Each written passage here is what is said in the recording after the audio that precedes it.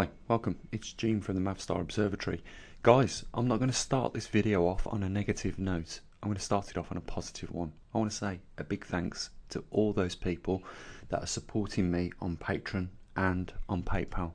You know, without you guys, this simply could not continue. So, you know, there's a link down there if you want to help support the work we do. You know, there's two opportunities there for you. You can support us on PayPal or on Patreon. It's entirely up to you. And of course, guys, of course, it is not mandatory. But, you know, without the funding, we can't go any further. Okay, so let's get into it then. You may notice that on my recent videos, we're always getting one of two banners, mainly. One is what you can see now, the other one is nibiru, and I'm not even going to comment on nibiru because it's just not worth my wasting time on that. This one though is because we're talking about a lot of the times on this video the effects of global warming and climate change. So what I'm going to do is I'm going to show you exactly what their argument is, and we're going to compare it with a chart to show you the actual truth of the matter.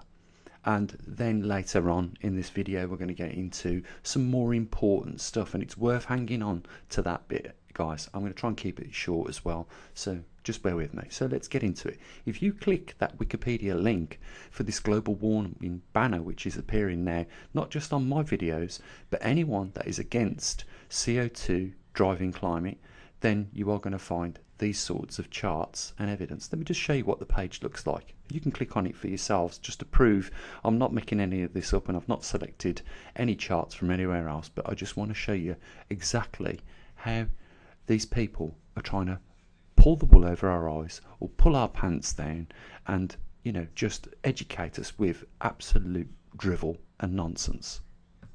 So guys, when you click on that link for global warming on Wikipedia, you're going to end up on this splash mat. And if we just go down a little bit, this is the chart I'm going to use to compare what they're trying to say. I mean, there is a lot of other information on here, all, you know, blaming human beings for driving climate to the present condition it is in today. But mainly I want to just talk about this chart that they've used and why they've chose to use this chart to, you know, rebut their argument with what looks to be data and hard facts. Let's have a look at why they chose this map, this chart. So on the left we have the chart arguing global warming with the reason for global warming, CO2 increase, and humans are to blame. If you read through the article, we're nothing but short the cause of climate. But look at the date they chose to take this data from, 1880. Well, I've got a date and chart that goes back a lot longer than 1880, and on this I've omitted a red line for you. I've put a red line in there for you so you can see where we are and where they've took the data from. And you can also see the rising temperature going up from that point on. Interesting, isn't it, guys, that they choose to collect the data from the bottom of a trend and completely omit all the other temperature that goes back to the medieval warm period, and it goes down and then it goes back up. But, you know, if you want to, you know, argue a case, then you're going to cherry pick the data, and that's exactly what they did here. And this is what they're trying to pull over our eyes. As you can see, temperatures have been a lot warmer during the medieval period. And what they're going to say, that this was a result of human activity at that point? Well, it's not the case. You know, we know that the Industrial Revolution is another point in their armament against, you know, rebutting CO2 going into the atmosphere. But the point is that the Industrial Revolution doesn't start till 1760. Well, there was no Industrial Revolution at the 400-year scale on this chart. So what drove the temperature up to the medieval warm period? This is bad science, guys. And the reason why scientists are pushing charts such as this is because their pay packet is on the line. They have to do what politicians tell them to do. instead of the scientists telling the politicians the truth and telling them what they should do. Because the truth of the matter is, CO2 does not affect climate in any way. There is no evidence that stands to prove that CO2 drives climate change in a favour of warming. This Earth naturally goes through its cycles of warm periods, cold periods, glacial periods and interglacial periods, and that's the bottom line of it.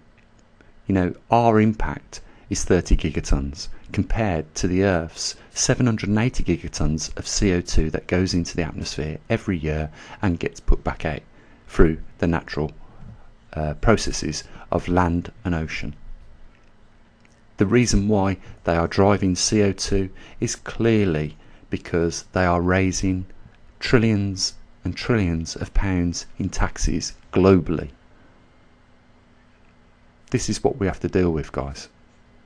And this is why, you know, they are giving science a terrible name. And it's no wonder that not many people want to trust anything a scientist says, because there's always, you know, an argument against it based on cherry-picked data, such as we see on this global advertisement produced and displayed and advertised by Wikipedia, and now backed by even, you know, YouTube. It's nothing short of corruption of data. So I just wanted to make that point clear, because you're going to see every time one of us on YouTube talk about global warming, saying that it's nothing to do with CO2, you're going to see that little advert pop up. Well, just remember where they cherry pick the data from at the very lowest scale. And if the climate was on the increase, well, you know, it was always going to be right, wasn't it? It's a pity they didn't cherry pick the data from times before that. But there you go, enough said. So as I promised at the beginning of this video, there was something more important, and there really is, guys. What we're looking at is the long and short wavelengths of the entire spectrum.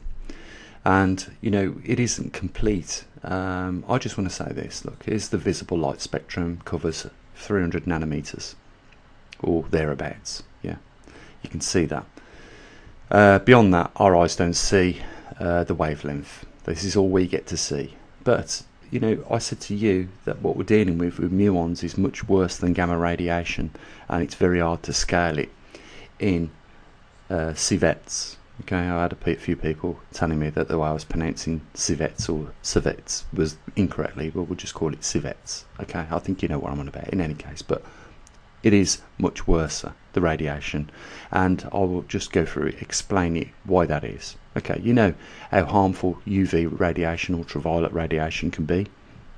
If you spend too much time in the sun, it's been proven you can get skin cancers. Well, same thing for X-rays, but they're much worse. And you notice that as we go along the left-hand side of this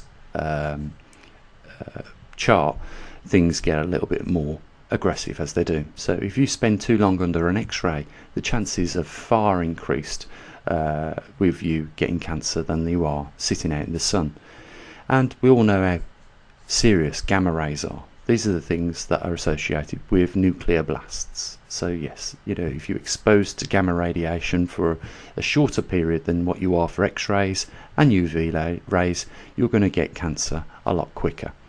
So it stands to reason that if you're in a vicinity where lots of cosmic radiation is inbound, then you're at more greater risk than what you are with gamma rays, and that's because the radiation is a worse kind. But it's not commonly known, is it, guys, that is the case? But at the moment, you know, 14% of our background radiation comes from cosmic rays, and has already been proved to cause cancers, cause cardiac arrhythmic effects, and other things as well that we haven't even found. But it also affects biodiversity across the range.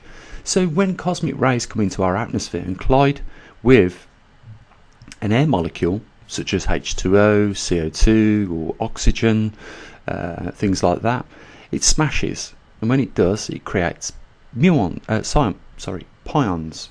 Yeah, and they would be off the scale pions, the level of radiation that they could cause. But if you can imagine pions then rapidly decaying into muons, where they would be on the scale, the wavelength would increase shorter and shorter, and as we see, as from ultraviolet, X-rays, gamma rays, cosmic rays, then pions, and then muons, so the wavelength shortens even more, and therefore the radiation associated with things like pions and muons gets even worse. So even if we have a small amount of muons raining down on the surface of this earth, then you are at greater risk than what you would be with just being in the vicinity of gamma rays or X-rays or ultraviolet rays or even cosmic rays. So if these things are on the increase, and we're going to find out the truth of that because we've set up the experiments now, we've built the equipment to monitor muons, if it is true and these things are on the increase, then you guys are going to be informed by myself with regards to that.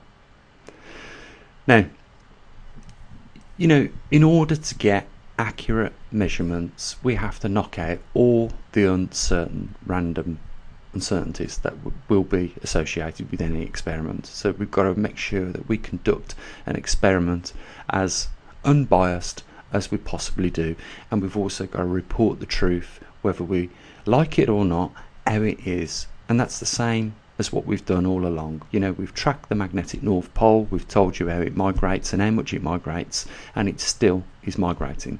We've tracked the magnetic field strength over the last 12 months, and we've told you it hasn't moved at all. And I would have personally felt better if it had, but it hasn't. And again, unbiasedly telling the truth of how things are. I'm telling you now that muons are far more worse than gamma rays, beta, alpha, X-rays, ultraviolet. And if these things are on the increase, we're going to find out, and we're going to let you guys know.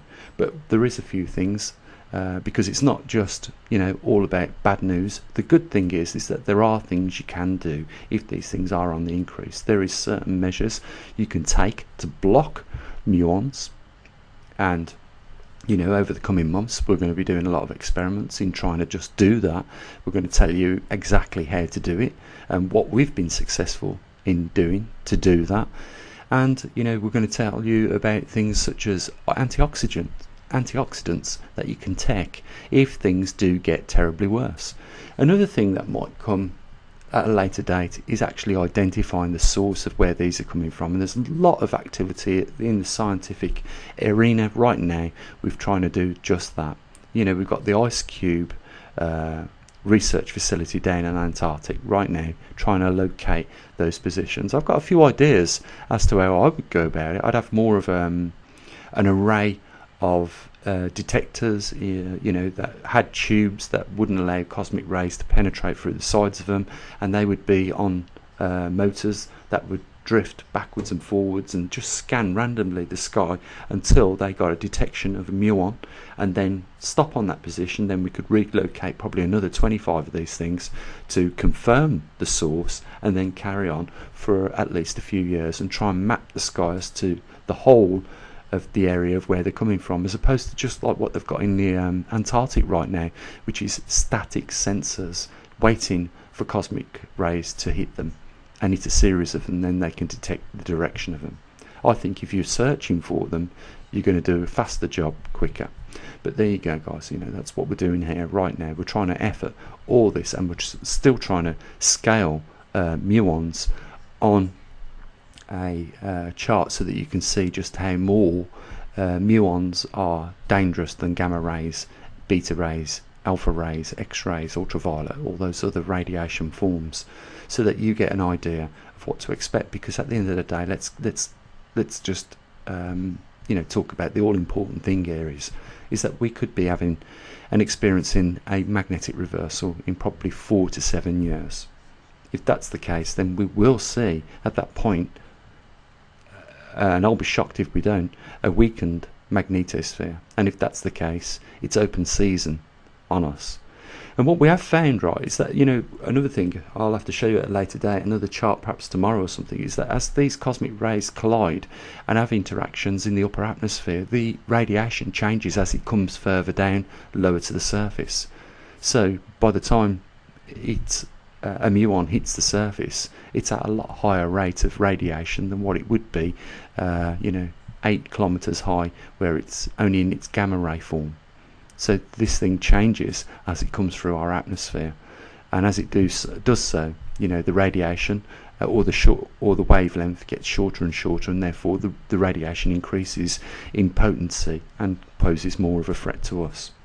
And I'm sure you guys want to know what risks we're looking at and if there's something that we can do to protect ourselves, because these organisations pushing CO2 are just doing nothing but distract people for no other reason than to exploit them for money. So I'm going to leave it here, guys. What we do here is invest time, invest money, invest a hell of a lot of effort in actually doing something proactive to find out the answers, and we base our facts on data. And if that's the sort of thing you're interested in and you want to support people like myself, then guys, the links are there. It's as simple as that. But we can't do this on our own. We can't do it without you guys, and we need help. So the links are there. That's all I'm going to say, guys. Have a great day. I'll be back at some point in the week, and I'll say what I usually do. Bye for now.